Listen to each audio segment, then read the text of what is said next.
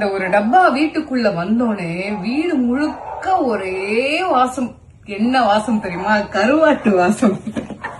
பிரிக்கும் போதே அந்த வாழை இருக்குல்ல, பழைய சோறு கஞ்சி சாப்பாடுக்கெல்லாம் கருவாடு வச்சு சாப்பிடுற சுகமே தனி. கருவாடுன்னு சொன்னாலே இன்னைக்கு தூத்துக்குடி கருவாடு கடை தான் வந்துட்டு ஃபேமஸ். அதை நீங்க ஆன்லைன்ல வாங்கினாலும் சரி, இன்ஸ்டாகிராம்ல வாங்கினாலும் சரி, இல்ல உங்களோட வெப்சைட்ல வாங்கினாலும் சரி, நல்ல பேக்கிங்கோட கருவாட்டுல இருக்கக்கூடிய எல்லா வகைகளுமே உங்ககிட்ட கிடைக்குது.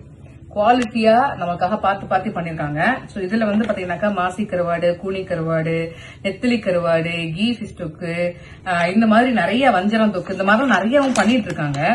சோ எனக்கு இதெல்லாம் வந்துட்டு பாத்தீங்கன்னாக்கா அனுப்பியிருக்காங்க. எவ்வளவு இருக்கு, ரொம்ப நிறைய. இங்க பாருங்க,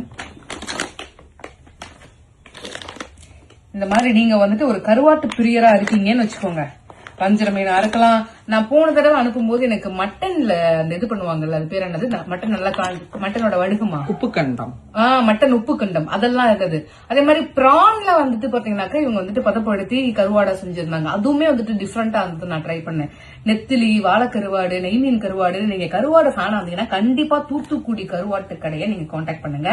நான் எனக்கு என்னென்னலாம் வேணும் அப்படிங்கறத நான் ஆர்டர் போட்டு வாங்கிட்டேன். உங்களுக்கு வேணும்னா கீழே உங்களுடைய இன்ஸ்டாகிராம் பக்கத்தையும் நான் வந்துட்டு டேக் பண்றேன்.